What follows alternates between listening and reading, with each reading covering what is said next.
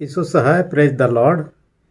यरूशलेम शहर मसीही जगत और मुस्लिम जगत के लिए पूरा जाना पहचाना नाम है। न केवल धर्मशास्त्र के दृष्टिकोण से, परंतु यह इतिहास के दृष्टिकोण से और यह हमारे विश्वास से जुड़ा हुआ स्थान है।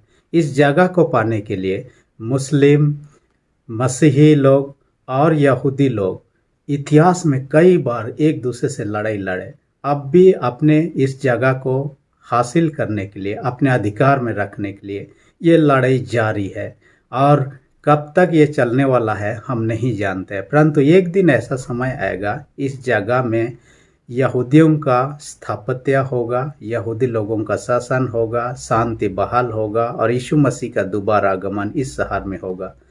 यरूशलेम शहर को कई अन्य नामों से जाना जाता है। लैटिन में हीरोसेलिम कहा जाता है, ग्रीक में हीरोसेलिमा कहा जाता है, उसे सारा हिब्रू में कहा जाता है यरूशलेम। और यरूशलेम को दो शब्द से बना हुआ है, येरो जो प्रवाह कहा जाता है और सल्याम जिसका अर्थ होता है पूर्ण या शांति, यानी पूर्णता से जुड़ा हुआ या शांति से जुड़ा हुआ शहर है।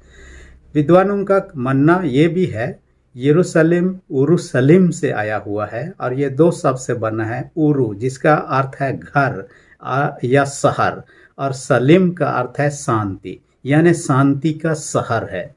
और ये इस कारण से भी इसको शांति का शहर के नाम से जाना जाता है। इसका पूर्व नाम इतिहासकार योसेफस वर्णन करता है, भजन संहिता 76 उसका 2 पद में इस शहर को सलेम के रूप में दर्शाया गया और सलेम का अर्थ है शांति, यानी कि यह शांति का शहर है। परंतु इतिहास को जब उलट कर देखते हैं ये शांति के रूप में हम देख नहीं पाते, लड़ाई से भरा हुआ जगह। इसका दूसरा एक नाम है सियोन के नाम से जाना जाता है, जिसके बारे में बाइबल में हम यशायाह 1:8 और दूसरा राजा 19 उसका 21 में हम पाते हैं। इसका दूसरा एक नाम है मोरिया, जिस जगह पर कि अब्राहम ने अपने बेटा इसहाक को बलिदान चढ़ाने के लिए गया हुआ था। ये परमेश्वर की आज्ञा पाकर 3 दिन की यात्रा में जाता है मोरिया नामक जगह पर और उस पहाड़ पर जाता है जहाँ पर अपने बेटा को बलिदान चढ़ाता है। और जहाँ पर बलिदान चढ़ाना चाहा परमेश्वर से मना करता है, उसके लिए एक भेड़ का प्रबंध करता है और उस भेड़ को बलिदान चढ़ाता है। असल में इसहाक को वहाँ बलिदान नहीं चढ़ाया गया, परंतु एक भेड़ को बलिदान चढ़ाया गया। वही जगह है जहाँ पर यरूशलेम मंदिर का निर्माण हुआ और वही जगह जो कि यरूशलेम शहर का एक प्रमुख स्थान है और जिसके लिए लड़ाइयाँ लड़ते हुए अब तक आए हैं। हम आगे देखते हैं कि इस शहर का स्थापना लगभग 3.5-4 हजार ईसा पूर्व में हुआ था, परंतु इस शहर को दाऊद राजा ने 1000 ईसा पूर्व में अपने अधीन में कर लिया। यहाँ पर विभिन्न जाति के लोग हुआ करते थे, उनके साथ में लड़ाई के साथ में वो इस शहर को अपने हासिल कर दिया। ये इस्राएल शहर का इस्राएल देश का एक प्रमुख शहर है, आप राजधानी के रूप में भी जाना जाता है। और परमेश्वर का संदूक जिसमें 10 आज्ञा रखा गया था, जब यरूशलेम में दाऊद ने कब्जा कर लिया, उस शहर को बसाया, उस शहर का नाम दाऊद नगर भी रख दिया और दाऊद नगर के नाम से हम बाइबल में कई बार चर्चा पाते हैं। और उस जगह पर उसने क्या सोचा, मैं एक महल में रहता हूँ, अच्छा घर में रहता हूँ, लेकिन परमेश्वर का उपस्थिति जो होता है जिसमें संदूक है, संदूक के अंदर में 10 आज्ञा, 2 पाटियाँ और वह एक तांबू में रखा जाता था। उन्होंने सोचा क्यों ना उस ईश्वर के लिए एक मंदिर बनाया जहाँ पर इस संदूक को रखा जाए, ईश्वर को उपस्थिति जिसे माना जाता है। और उन्होंने इस विचार को अपने मन में रखा, परंतु नबी के द्वारा उन्होंने ये आदेश पाया कि आप परमेश्वर के मंदिर को निर्माण नहीं कर सकते हैं, आपके बाद में आपका बेटा ही निर्माण कर सकता है, क्योंकि इतने लड़ाइयाँ लड़ा कि उसके हाथ लाल हो चुका था। हम यदि यरूशलेम शहर के विषय में देखते हैं, बाइबल में अनेक बार नाम आया है, लगभग 806 बार नाम आया है। पुराना नियम में 660 बार यरूशलेम का नाम आया है और नया नियम में 146 बार नाम आया है। जब हम देखते हैं दाऊद के बाद में सुलेमान राजा आता है, सुलेमान राजा क्या करता है, इस जगह पर एक मंदिर का निर्माण करता है। जैसे कि दाऊद चाह रहा था, इस जगह को अपना राजधानी भी बना लेता है और सुलेमान राजा बनाने का काम को 957 ईसा पूर्व में संपूर्ण करता है, लगभग 957 ईसा पूर्व में। और ये लगभग 400 वर्षों तक रहा। और लोगों के बीच में जब तक पाप नहीं बढ़ा, यरूशलेम के लोग जब पाप किए, पाप स्वरूप परमेश्वर को दंड दिया और उस शहर को नष्ट कर दिया विदेशी शत्रुओं के द्वारा। और वो कौन थे? ये बेबीलोन या बाबुल के राजा था नबूकदनेस्सर, जिन्होंने यरूशलेम पर आक्रमण किया, यरूशलेम के लोगों को बंदी बना लिया और अपने देश ले लिया बाबुल के बंधुआई में, जो आजकल का इराक देश कहा जाता है, अपने देश में ले लिया लगभग 586 ईसा पूर्व में। हम यरूशलेम मंदिर के विषय में और एक वीडियो पर चर्चा करेंगे, जिसमें डिटेल से हम चर्चा करेंगे। फर्स्ट टेम्पल जो सुलेमान के द्वारा बनाया गया था, सेकेंड टेम्पल जो बंधुआई के बाद में लोगों ने बनाया था, और थर्ड टेम्पल के बारे में हम चर्चा करेंगे। यहाँ पर हम देखते हैं कि यरूशलेम मंदिर नष्ट हो जाता है, इस्राएली लोगों को कहाँ? बंधुआई में ले लिया जाता है और काफ़ी सालों तक बंधुआई में रहे।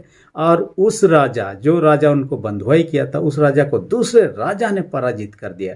यानी कि फारस के राजा, पारसी सम्राट जो था, कुसरू या साइप्रस कहा जाता है, कुसरू जो था वो आप वर्तमान में हम कहते हैं पर्सिया जो था वो वर्तमान में ईरान देश है। और वो इनको क्या करता है? अपने देश को लौटने का अनुमति दे देता है। अपने देश को लौटते हैं और जरुब्बाबेल और यहोशू की अगुवाई में मंदिर का पुनः निर्माण होता है, क्योंकि पहले वाला मंदिर जो सुलेमान राजा ने बनाया था, नबूकदनेस्सर पूर्ण रूप से ध्वस्त कर दिया गया था। और उसके बाद में इन्होंने नया रूप से मंदिर को बनाया। 516 ईसा पूर्व में दूसरा मंदिर का निर्माण कार्य पूरा होता है, उसको संस्कार किया जाता है परमेश्वर के निमित्त।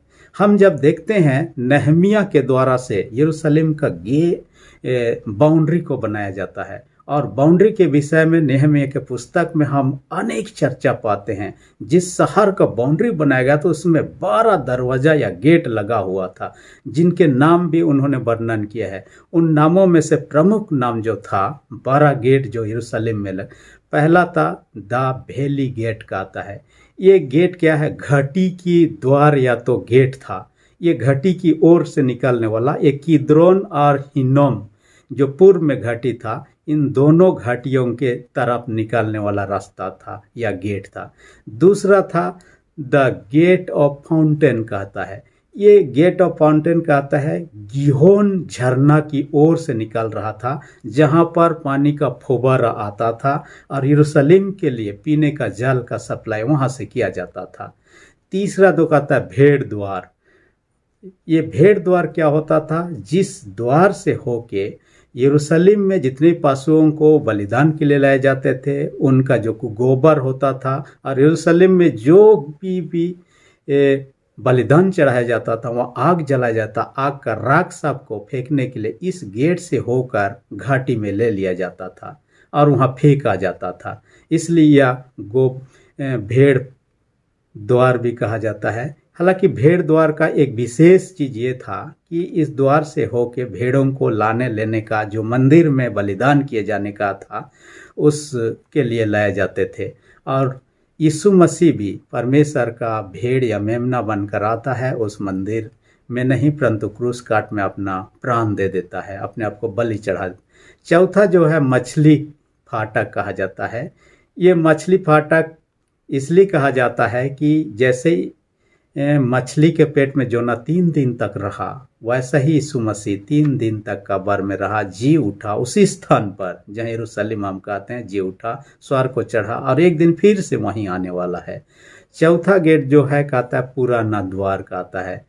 और ये पुराना द्वार इसलिए कहा जाता है कि हमारा अंदर में पुराना स्वभाव है, परंतु यीशु मसीह को ग्रहण करने के बाद हम नए स्वभाव को धारण कर लेते हैं।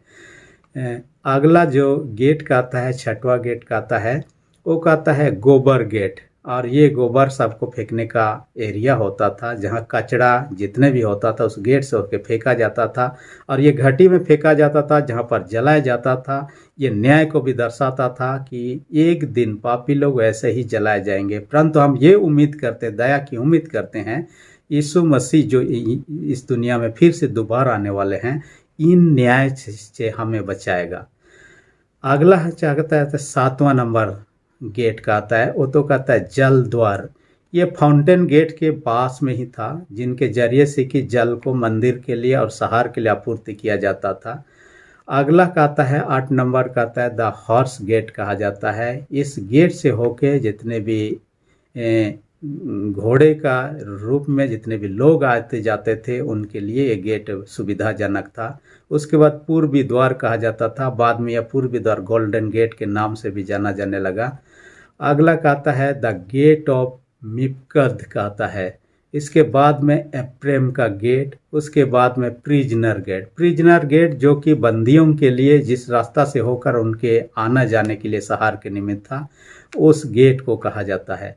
हम यदि नए नियम काल में आते हैं, इन 12 गेट का कई नाम बदल दिया गया, क्योंकि बीच में जब शहर पर हमला किया गया और हमला के बाद में कई गेट तोड़ दिया गया, फिर से बनाया गया। जब बनाया गया तब गेट सबका रूप रंग थोड़ा सा अलग हुआ, तो कई गेट का नाम भी बदल दिया गया।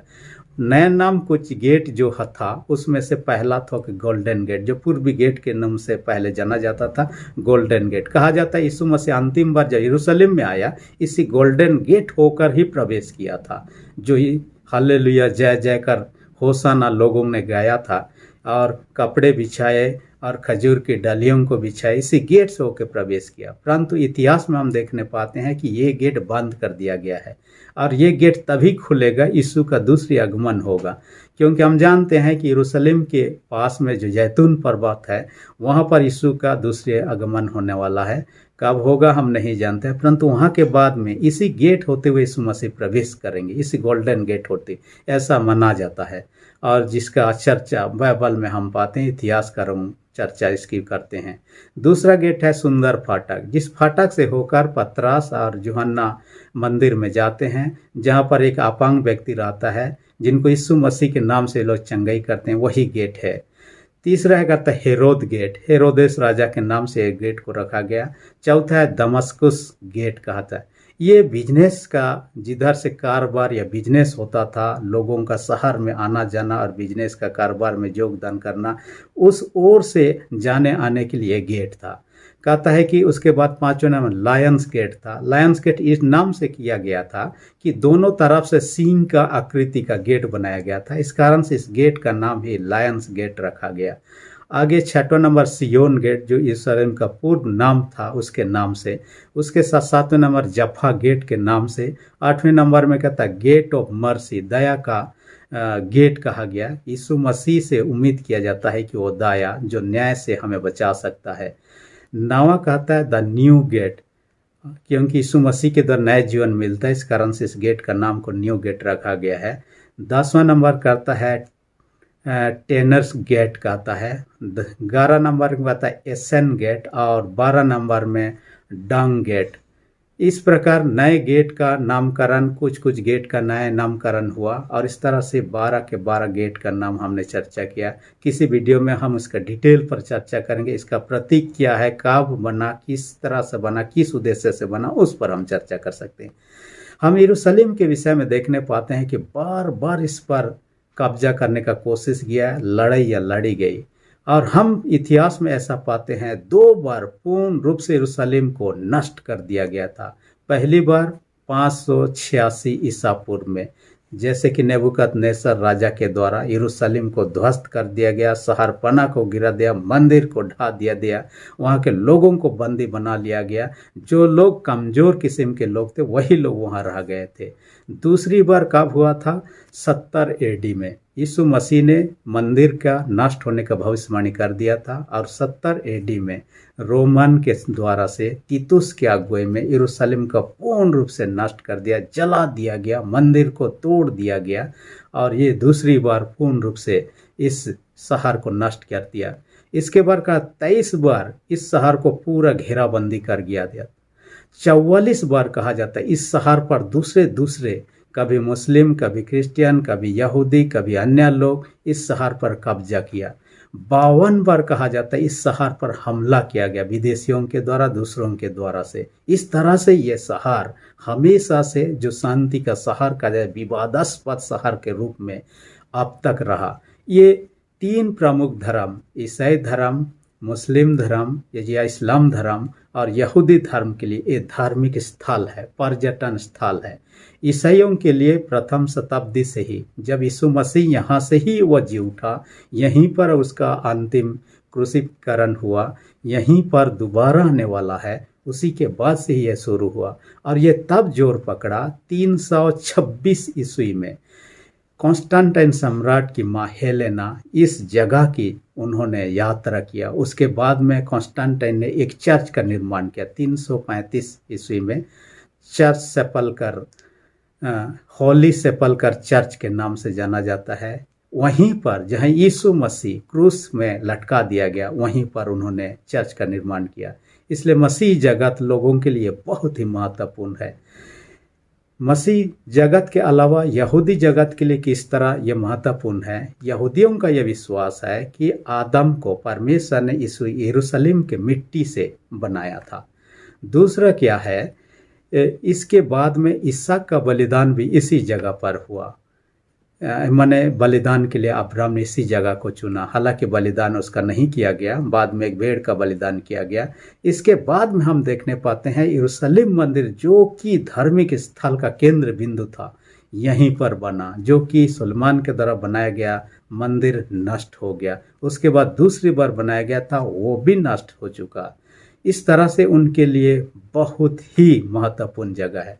मुस्लिम लोगों के लिए जगह इसलिए महत्वपूर्ण है कि इस जगह पर कहा जाता है कि प्रॉफेट मोहम्मद, मक्का, मदीना, ये 2 जगह जो है उनका प्रमुख स्थान है, पवित्र स्थान है। उसके बाद में यरूशलेम तीसरा उनके लिए प्रमुख स्थान है। इस जगह पर एक रात में ही वहाँ से घोड़े के द्वारा से वो आया था यरूशलेम, और एक रात में वापस लौट गया था, ऐसा कहा जाता है। हालांकि उस समय में घोड़े के द्वारा से कोई व्यक्ति यदि आता तो लगभग 30 दिन का समय लगता, जहां मक्का मदीना से यरूशलेम आने के लिए। इसलिए संभव दिखाई नहीं देता है। कई लोग काल्पनिक मानते हैं, फिर भी इस विश्वास के लोग ये मानते हैं कि वो भी यहाँ आया हुआ था, और इसी जगह से मरने के बाद भी इसी जगह से स्वर्ग को चला गया, ऐसा माना जाता है। इस कारण से इनके लिए ये धार्मिक रूप से बहुत महत्वपूर्ण है।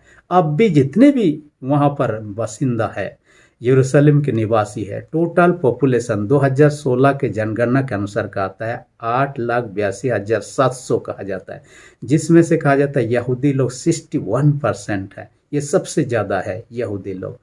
उसके बाद मुस्लिम लोग कहा जाता है 36% मुस्लिम लोग है, और मसीही लोग जो कहा जाता है, क्रिश्चियन लोग कहा जाता है 2% है, और अन्य जितने भी दूसरे लोग हैं वे लोग 1% है। इस तरह से यहाँ का पॉपुलेशन बटा हुआ है, और इन्हीं 3 जो प्रमुख रूप से यहाँ बसे हुए हैं, एक दूसरे से इस जगह को हासिल करने का प्रयत्न किया जा रहा है। सबसे ज़्यादा यहूदी और मुस्लिम के बीच में अभी यहूदी कंट्रोल में है, क्योंकि इसराइल देश ने अपना राजधानी इसे मान लिया है, और अमेरिका के पूर्व राष्ट्रपति डोनाल्ड ट्रंप ने इस जगह को ये इसराइल का राजधानी या तो कैपिटल के रूप में उन्होंने स्वीकृति दे दिया। हालांकि यूनाइटेड नेशन इसे स्वीकृति देने में आनाकानी किया, और अब भी ऐसे ही पेंडिंग पड़ा हुआ है।